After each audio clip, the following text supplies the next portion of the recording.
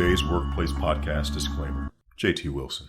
This podcast is intended to provide general information about various recent developments in employment law and human resources best practices.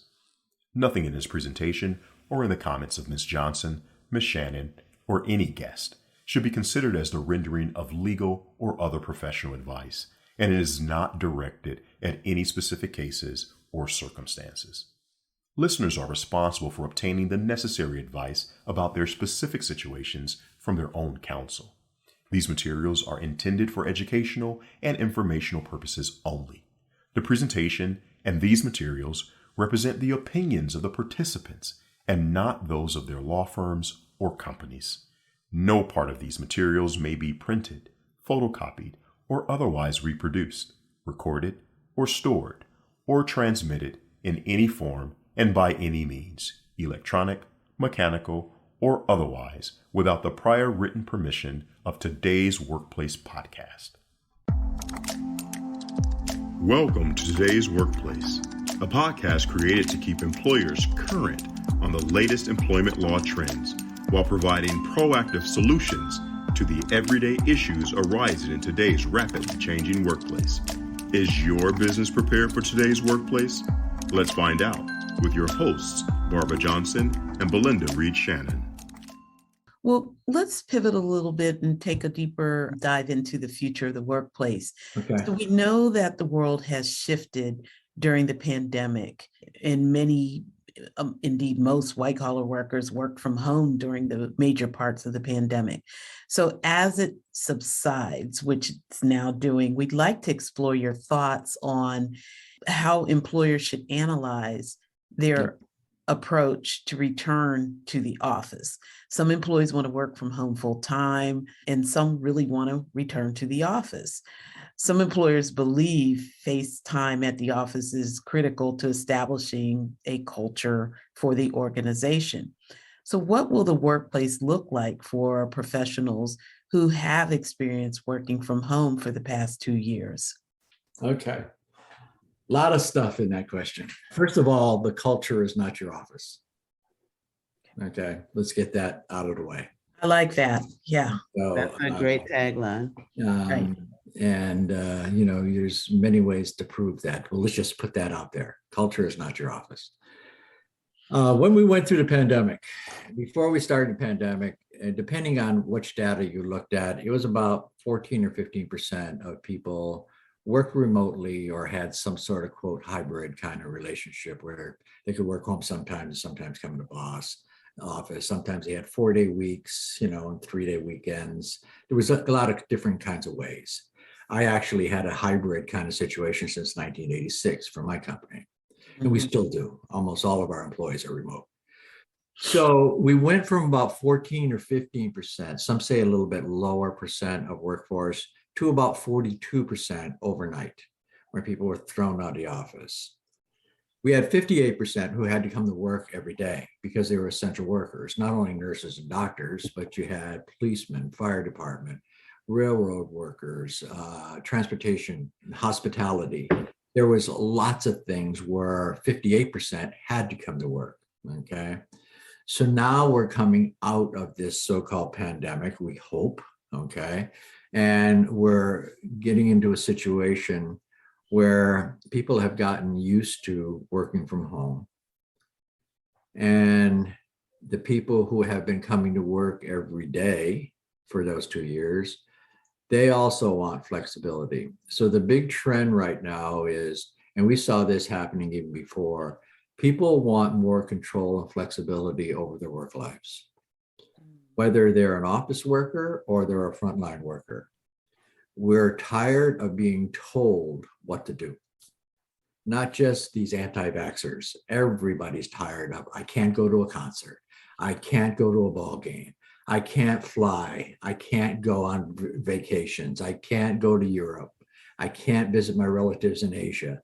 I mean, there's just, there's all these mandates around what I can and cannot do. We're tired of it. People want more control and flexibility over their lives.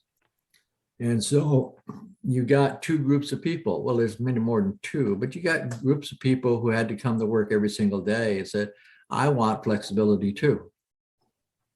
Or else we're going to start creating a have and have not kinds of workforce where some have flexibility and some don't, which we've had over the last 2 years.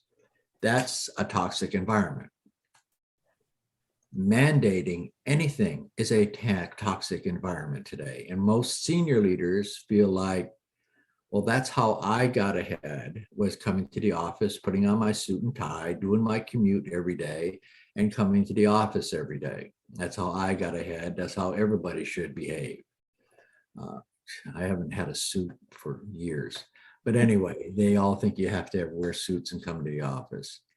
But that's very old-fashioned. So what a lot of companies are doing, the good ones anyway, even if they want to have come back to the office, it's a conflict between what CHROs are hearing from the employees and trying to be an advocate for employees and what the CHRO thinks has to be done.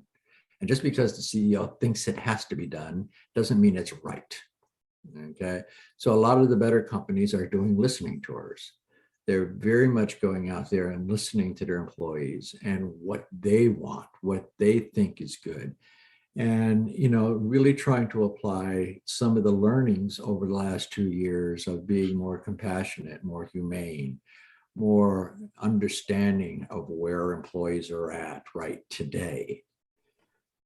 And that's what's happening. And so there's a big conflict right now between those who, you got the full extremes of companies that say you can work all the time remote. Some of you have to, all the time you got to come to the office. And then there's a whole bunch in between. Okay. Yeah. And I think everybody is trying to figure it out. They're struggling to understand what collaboration looks like in today's reality, how you preserve the synergies, the very successful synergies that you've experienced in the past in the office face to face. How do you preserve that in this time where employees are asking for more flexibility? Correct. So it's interesting. If right now, and I'm not saying this is going to be a year from now, but right now, if you're not purposeful and if you're not listening to your employees, it will have a negative correlation with productivity, with turnover, with attraction. The number one attraction for attracting talent to your company today, and we know attracting talent is a big deal today, is flexibility. Mm-hmm. Now, flexibility is an individual concept. It's not a mandated concept. It's what's flexible means for you, Belinda, is different than you, Barbara, than Mm-hmm. me. Okay. So it's all about flexibility to attract, but it's all about listening to your employees today. What's going to happen in the future is going to be, there's going to be people who want to continue to have work remotely. And we're going to be able to accommodate that. We already have the technology to do that. We can work anywhere in the world today. I have employees, some of them are in Peru, some of them spend the summers in Mexico. It's just, they're just different. Some are actually go on camping tours, but they're still working.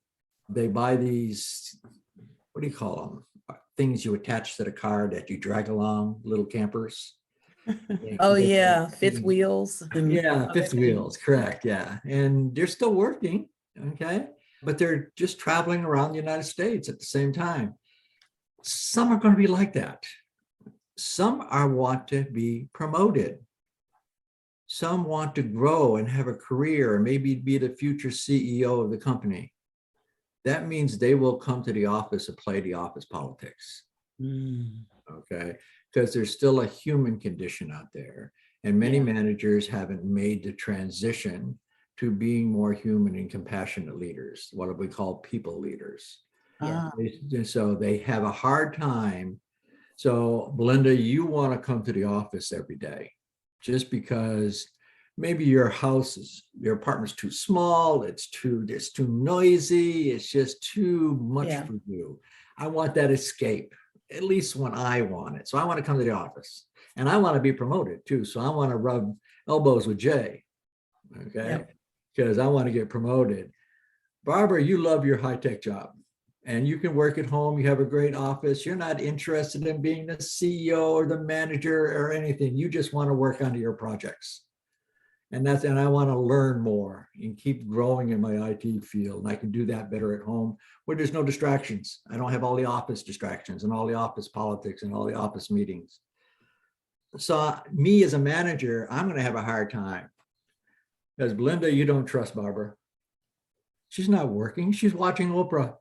Oprah's not even on anymore, is it? It's something else. So, Real Housewives of something. Real Housewives, yes. So she's not working. You're working. You're in the office. Okay. So you don't trust that she's really working. Barbara, you don't trust Belinda because she has the decision-making ear of the boss. She's whispering in the boss's ear, and you're not. You're actually being what they call being plagued. Being plagued means if you feel like you have a disease that people don't want to be around you. And so you're working at home and you got this fear that I'm missing out on something. Okay? Yeah. It's called FOMO, fear of missing out. I call it JOMO, is what I think we should be calling it. It's the joy of missing out. Okay. So you don't have to play all those politics and have all that stress. Right. But that's the human condition. So I, as a manager, have got to know what's in Belinda's mind, what's in Barbara's mind, and all my other team members, and communicate across that I'm measuring Belinda's productivity and Barbara's productivity the same way. Belinda may have the upper hand for a promotion, though, because she's in the office every day. And you have to accept that, Barbara. You follow me? It's that proximity bias. Absolutely. In fact, we just had a podcast. We were talking about proximity bias, and it's still there. It's a human condition, just like culture is a human condition. The work environment also, you can have all the policies and programs and make them as logical as possible. But the human, carbon-based life forms are pretty complicated. And they will throw you curves every single day. Right. And it's up to the manager today. That's why we call them people leaders. Right. To really understand what's going on in their team, listen to their team, have more compassion, humanity towards them. Yes. More agility. They've got to be talent developers. They can't rely on HR to do it. I need to be a talent developer as a manager. I got to know what that means. I got to be measured and rewarded for it and trained on how to do that. So I had to be both of you are coaches and mentors. Yeah, go ahead.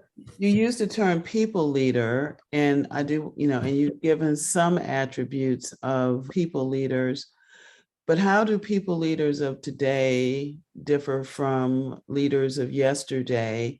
And what do you think leaders of tomorrow will look like? Yeah, well, that's a great question. I think when I'm talking people leaders, I'm not talking senior leadership here. I'm talking people who lead teams, middle managers, first line supervisors, people who lead teams. They're people leaders. I think in the past, they were quote unquote people managers. Okay, not people leaders. Warren Bennis, and I may get Warren's quote wrong, said managers do things right, leaders do the right thing. So people managers do things right. They want consistency. They want predictability out of their people, just like they do the widgets that come down the line. They want consistency and predictability. They don't want to have to manage people because people are inconsistent and unpredictable. So they leave that up to HR. Okay. So HR develops all the policies and programs, and the manager can say, I'm following that policy. I'm following that program. Here is the manual. We have to do it this way. It's consistent. It's predictable. They were people managers. I think during the pandemic, we saw good people managers shift to be people leaders, where they did the right thing for their team. Not just did things right, but they did the right thing. So I remember one manager on one of our phone calls, and we were having our peer-to-peer network calls every day, where hundreds and hundreds of companies were getting on, telling their stories. And one story stuck out where the manager said, I surveyed my team early, and I have a big team. I surveyed them early to learn what their daily schedule was like during the week. And so when were they doing homeschooling, when they were doing elder care, when they had to do this, when they had to do that. So I could schedule my meetings when it didn't interrupt that other stuff they had to do during the pandemic. And so they were doing the right thing. I remember even before the pandemic, this is one very large company that's in the news all the time. It's a Fortune 50 company. It's huge. And senior leadership team, we were having a discussion about trends, and we were talking, this was before the pandemic, we were talking about flexibility. And this was the senior leadership team. Everybody was saying, we cannot have all this work from home. We are a government contractor. There's a lot of secrets we work on. We cannot have people just working from home. It just will not work. And they were getting in a very heated discussion, and most of them were in agreement that's not going to work. This was before the pandemic now. Mhm. All of a sudden, one of the senior leaders say, geez, I think I'm pretty afraid to say this. For the last few years, I was giving my whole team any flexibility they wanted, and you never knew it. Wow. Ooh. Productivity in our team did not diminish one single bit, and you never knew it. Hmm. And everybody just, whoa. Jay, I think we could have a conversation with you about once a day, and Exactly. not exhaust possibilities of what we can chat about. But great resignation is another thing that. Yeah, that was where I wanted to go in the time that we have left. Why are people leaving, and should employers just give up and resign themselves to the fact that people are just going to leave?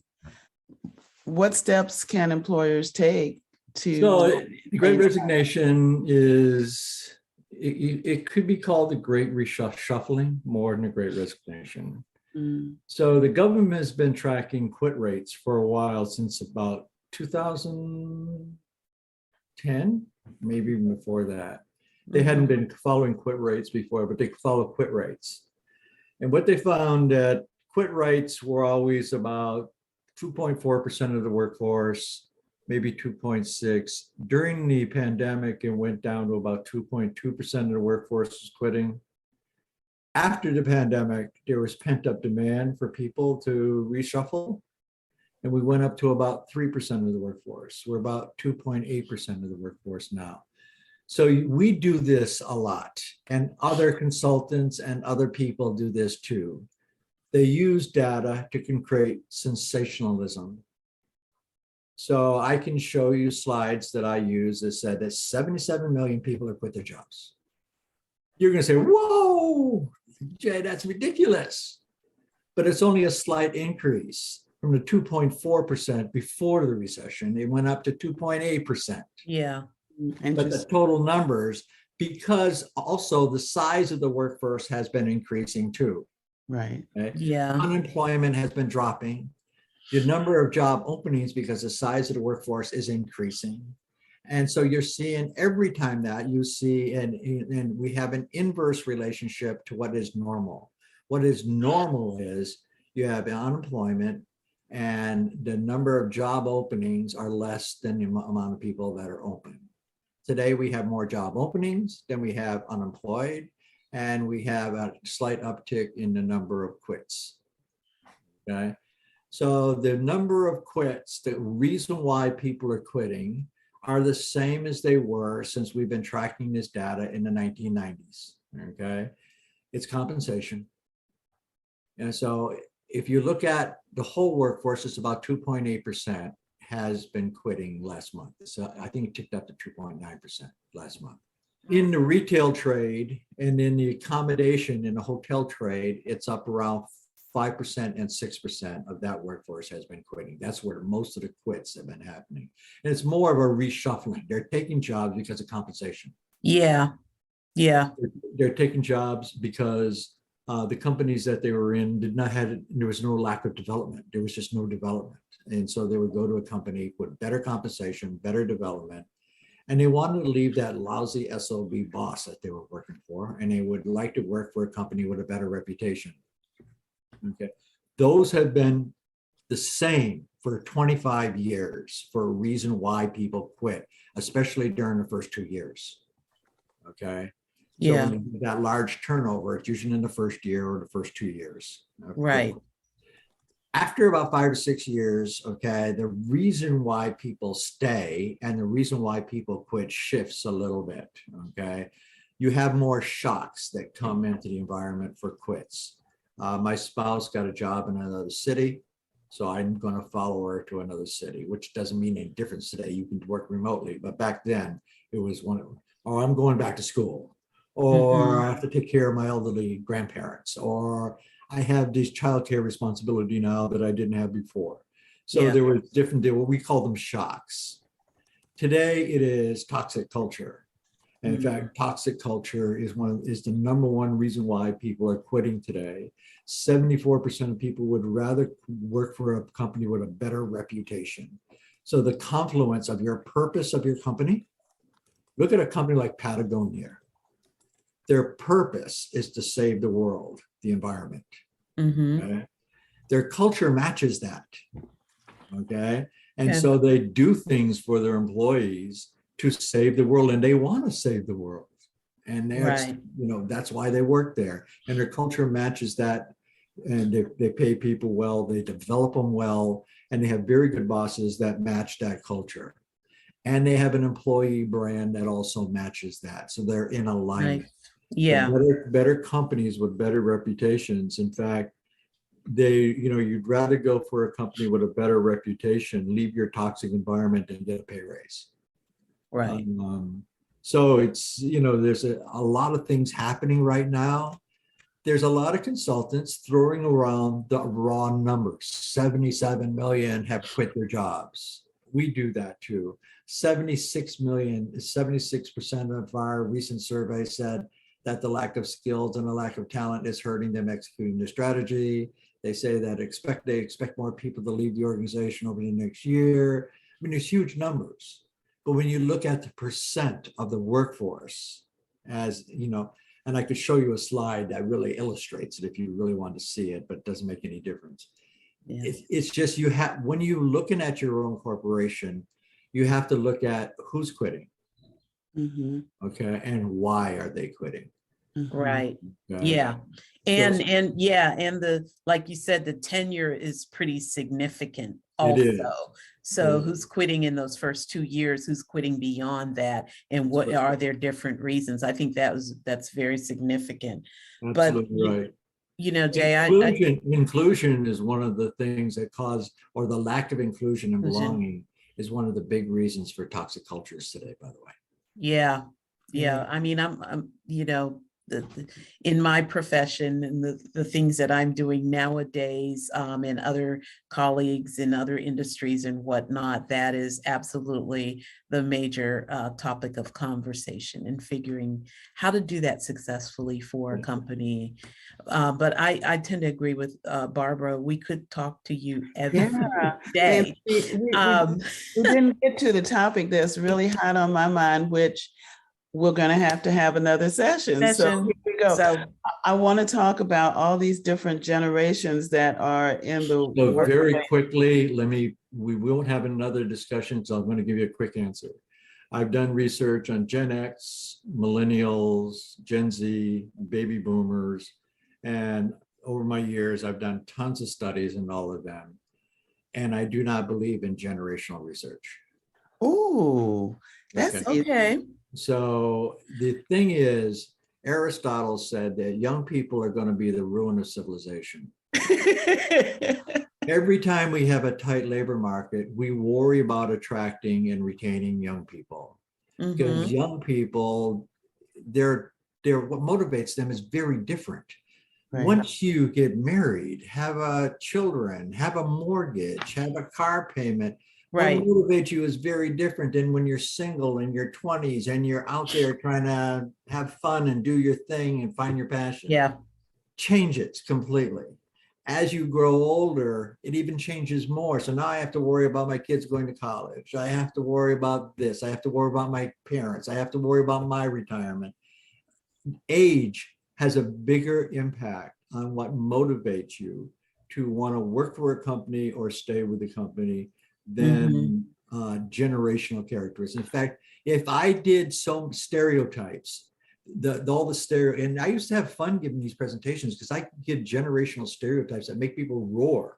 Okay, they would laugh because they're so funny. If I gave those same generational stereotypes and I was giving a presentation on women in the workplace, they would hang me. Yeah. Okay. You're Stay talking away about a from that. whole group of people that you're giving a generation, you're giving a stereotypical generalization around that is not true for individuals. It's Interesting. important to individualize work today, whether you're a manager or a people manager or whether you're in HR. Okay. And it's the individualization and respecting you, giving you respect, giving you autonomy, giving you flexibility, listening to you. If I want you to come to the office, I had better have a very good purposeful reason for you to come to the office and explain to you and listen to you why, some days it's not going to work for me, dude. It's just the way it is. Yeah. Well, we have the trailer. We have the trailer for our next discussion with Jay Jamrog. Thank you. Thank you, Jay. This has been it. remarkable. Thank you so much. And we look forward to our next discussion. Thank you. Thank you. Take care. I appreciate it. Thank you. Bye-bye. You've been listening to Today's Workplace with Barbara Johnson and Belinda Reed Shannon. If you like what you heard, click subscribe so you don't miss out on future updates and episodes. For more information about today's episode, check out todaysworkplace.com. That's TODAYSWORKPLACE.com.